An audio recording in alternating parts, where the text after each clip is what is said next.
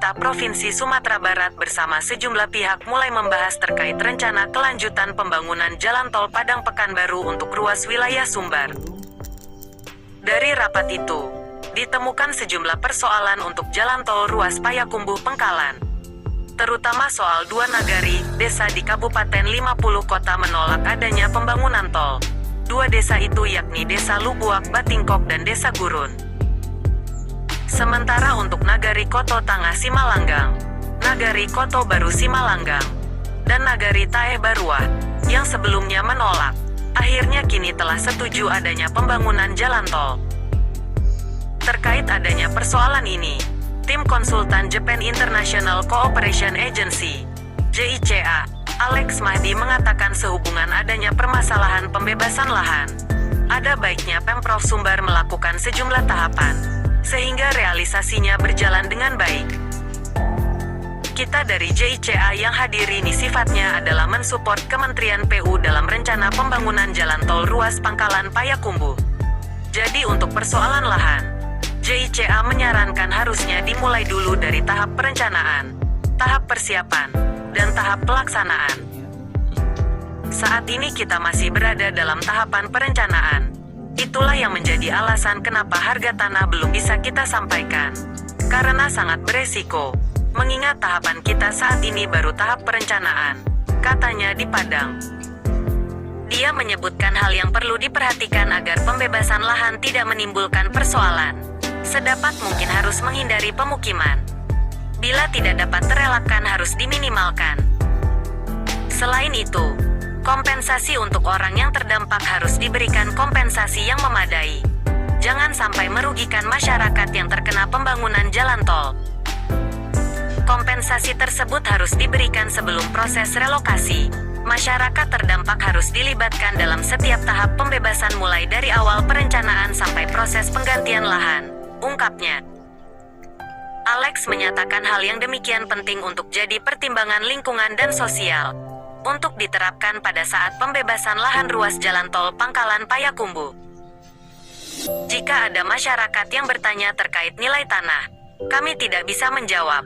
Yang bisa kita jawab hanyalah berdasarkan UU 2/2012, UU CK 11/2020, PP 19/2021 dan Permen ATR BPN 19/2021, tutupnya.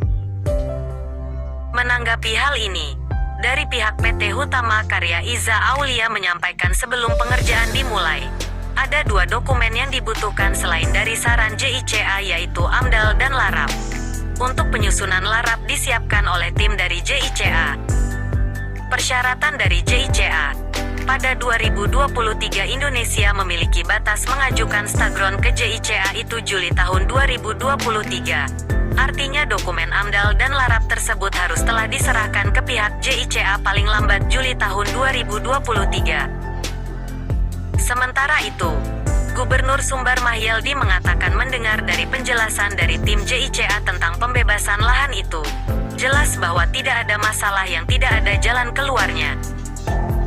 Jadi selanjutnya kepada Bupati 50 Kota dan jajaran perlu mencari tahu, kira-kira dari dua nagari yang masih menolak tersebut apa yang menjadi masalah bagi mereka. Dan ini harus jelas agar bisa dicarikan solusinya, ujar dia. Menurutnya agar suksesnya pembangunan tol dibutuhkan dukungan dari segala pihak. Mahyaldi berharap peran aktif dari Ketua DPRD untuk membantu mensosialisasikan terkait pembangunan jalan tol tersebut. Dikatakannya sampai saat ini Pemprov Sumbar hanya mempunyai satu tim percepatan pembebasan lahan tol yaitu tim yang diketuai oleh Wakil Gubernur dan tidak ada tim-tim lain.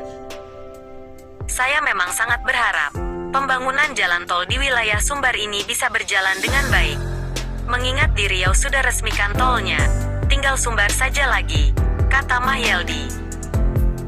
Sementara itu, anggota DPRD Sumbar Evi Yandri Rajo Budiman mengatakan DPRD sudah beberapa kali ke lapangan dan sudah mendengar aspirasi dari pihak yang menolak dan sudah berkomunikasi dengan pihak Dinas BMCKTR Pemprov Sumbar.